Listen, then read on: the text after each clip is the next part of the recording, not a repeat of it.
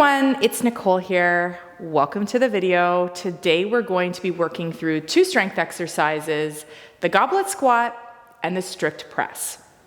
If you're not sure what those are, no worries, I'm gonna walk you through them both.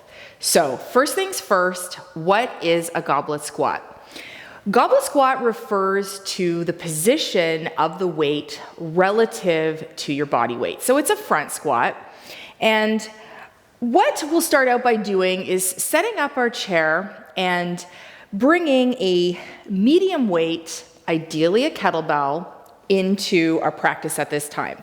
So you can squat down, pick up your weight, and just set it on your chair. This will make it more accessible to you as we work into the goblet squat. And before we actually pick up the weight, I want to talk a little bit about the movement pattern of a squat. And so let's get our stance set up, and we'll do a couple body weight squats just to warm up together.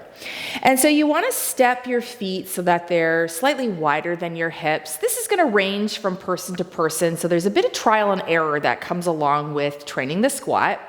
Your toes could be pointing forward, or you could turn them out about 15 degrees. And we are going to be bending at the knees, the hips, and the ankles to lower our pelvis down towards the mat in between the legs. So to start out, just tense your fingertips together in front of your chest. I'm gonna move away from the chair just a little bit here. And then bend your knees, lower your hips down to the point where your hips are parallel to your knees. Push into the feet, come on up to standing, and try that a couple more times. I'll join in with you. Notice that the elbows are tracking in between your knees. So we want the elbows tucked in rather than flaring out like chicken wings. So tucked in, push into the feet. Now I'm taking long pauses at the bottom for the purpose of demonstration. You don't need to hang out there at the bottom for as long. And I'm gonna perform 2 or 3 more repetitions here. I'm lowering my hips down to knee height or lower, parallel to knees or lower. That's what differentiates the squat from a deadlift. The hips are lowering down, level with the knees or lower. Now I'm going to turn to the side and show you the squat from the side angle. You can join in, or you can take a pause from your movement practice and watch.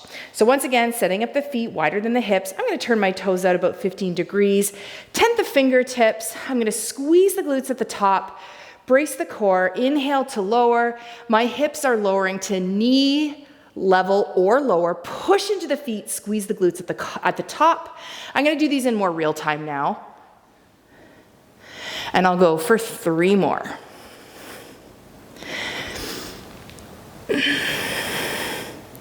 I think this is my last one. I've lost track. It happens.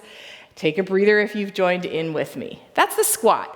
Think of yourself as maybe an accordion folding down to the ground and then pushing through the floor, rooting into the feet to come back up to standing. You also want to think about yourself maybe as an elevator where you're lowering the pelvis down, resisting against the urge to drop into gravity, and then pushing back up to a full standing position, squeezing the glutes as we go. So the body weight squat actually serves as a pretty nice, efficient warm-up. If you can hear, I'm a little out of breath myself, for the loaded goblet squat. And when I say loaded, that means we're picking up a weight external to our body weight and we're bringing it into the exercise. So we prepared by placing our kettlebell on the seat of the chair. If you don't have a kettlebell, I will show it using a dumbbell as well in a moment. And so with the goblet squat position, I just want to bring to your attention the anatomy of the kettlebell. So you've got this horizontal handle across the top, and then you've got these 2 vertical handles, which we call the horns. They join to the base of the kettlebell. For the goblet squat position, we're actually going to be grasping the bell around the horns, close to the base. So you can start by bringing the bell to a hang position down below your hips. And then part of the exercise here is getting that bell up to chest height. It may not look as smooth as that, but get the bell up to chest height, okay? Now, when you're holding the bell, you want it to be close to your chest, but not resting on your chest tissue. And you want to activate the arms by trying to draw the imaginary sort of circle of the kettlebell space to a full close. Let me be more specific about that. So imagining that you're going to close this circle, you're pulling your hands down like so. So it's like this. I'm pulling the bell down or pulling the handles down, and I'm hugging the elbows in towards my chest. So now I've got the kettlebell at the front of my body, out in front of my chest, and I'm going to hold the bell here. I want to keep my elbows squeezed shut, right? So I have a shorter lever here. If the elbows were straightening, that would be a lot more challenging for the shoulders, and we want to reserve most of the work for the core and the low body. Okay, so this is called the goblet squat grip. And now I'm going to demonstrate both from the front view for 3 reps and then from the side view for 3 reps, the goblet squat, and you can have a watch. So I'm starting with my torso straight up and down, and I'm going to bend the knees, lower the hips down in between the feet, push into the feet, squeeze the glutes to come up to standing. Lowering down, my elbows are tracking inside my knees, and my knees are tracking to my outer toes. Gets challenging at the bottom. I'm going to take a little breather, and then I'm going to turn to the side and show you from that view. Okay, so we got to get the bell up to the chest height to the goblet squat grip. I'm holding the bell by the horns where the vertical handles meet the base of the bell. I'm going to inhale to lower, push through the ground to come up to standing. I'm really using my glutes to power that motion upwards. Last one for demo. And take a breath. In your squat, you might find that you can get your hips level with the knees, keeping the torso relatively upright, or you might be able to explore taking the hips lower than the knees. All right, now it's your turn. So this would be a great time to pause the video. Do your 6 to 8 repetitions. See if your weight is heavy enough for you. If you get to the 8th rep and you feel like you could keep going all the way up to 12 reps, choose a weight that's heavier or combine 2 weights to make that weight heavier. Before you pause the video, in case you're using a dumbbell, I want to show that you can use your medium weight dumbbell and prop it in between the palms of your hands. You can see the vertical handle is pointing straight up and down. And then you can curl the fingers around the top bell. Really, the positioning of the upper body is the same. You want to bring the dumbbell close to your chest without resting it on your tissue, on your bones, right? And we're keeping those elbows hugging in towards the body rather than letting the elbows flare out like so. All right, that's how you use the dumbbell for a goblet squat. You can go ahead, do your first set of 6 to 8 repetitions, and I'll meet you back here. Okay, welcome back. I hope the goblet squat went well for you and you're feeling quite a bit warmer by now. I'm going to move on to the second exercise that we'll be going through today. So the second exercise is going to be a strict press, for which you are going to use a light, maybe a light medium weight. This is going to be pressing a weight up into the overhead range, one arm at a time.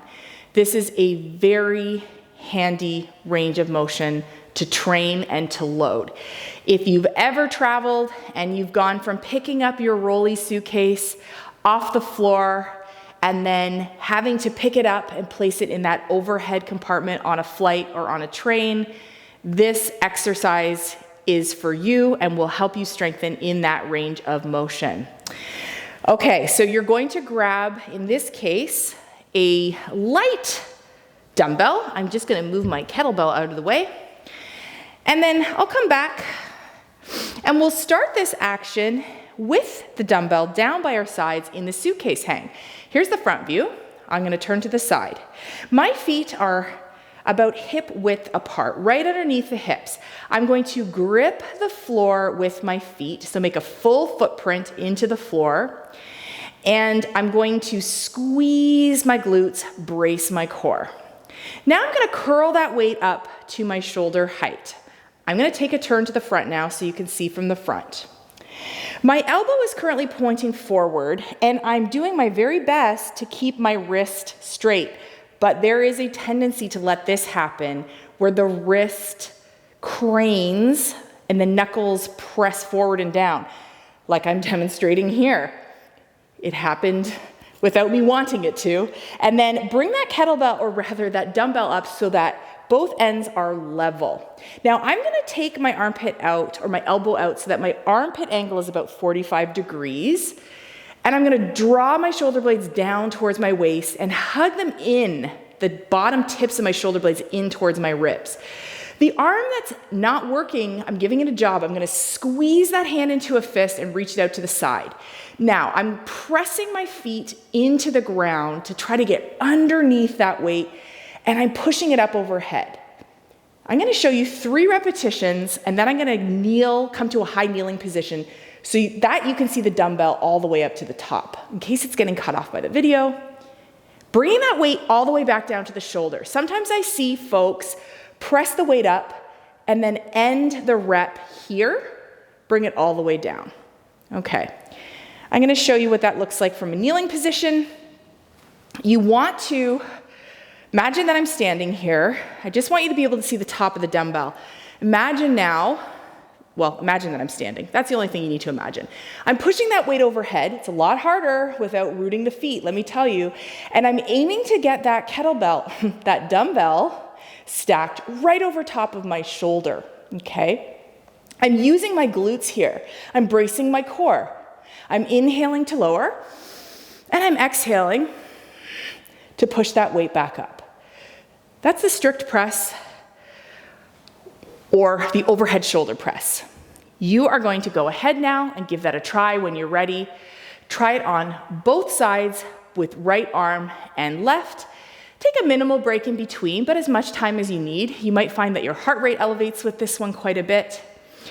And then we'll meet you back when you're done your first set. Welcome back. How did your strict press go?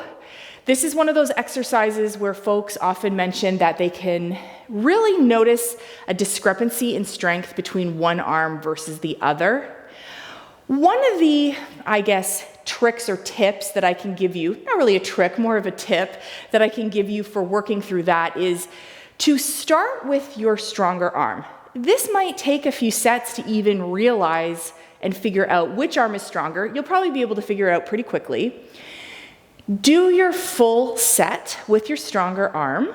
Note how many repetitions you did and what weight you were using. Once again, aim to work within that 6 to 8 rep range. Then try to match the weight and the number of repetitions with your weaker arm. If, as you approach the end of your set, for the last 2-3 repetitions, for example, you're starting to get into that place where you can't keep going, you're losing your ability to press that weight overhead with the weaker arm, release the weight, take a 10 to 15 second break, come back to the starting position, complete your final repetitions to finish off that set. So you've taken a little break in between, but you're attempting to match the load, the weight that you're using, and the number of reps between both arms. That's an idea that you can consider.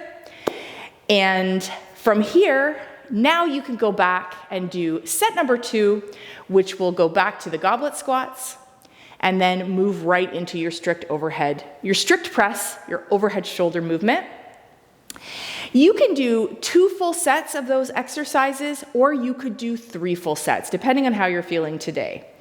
If you're doing however many sets you're doing, take 2 minutes minimum in between each set. So you'll do your goblet squat. You can go pretty much straight away into your shoulder presses, then take a 2-minute break, go back, set number 2. 2-minute break. If you're doing a third set, set number 3. That's your movement strength snack for today. I hope that was helpful for you. I hope it'll help you get started, or that maybe you learned something a little bit new about the goblet squat and the overhead press. I look forward to seeing you back again.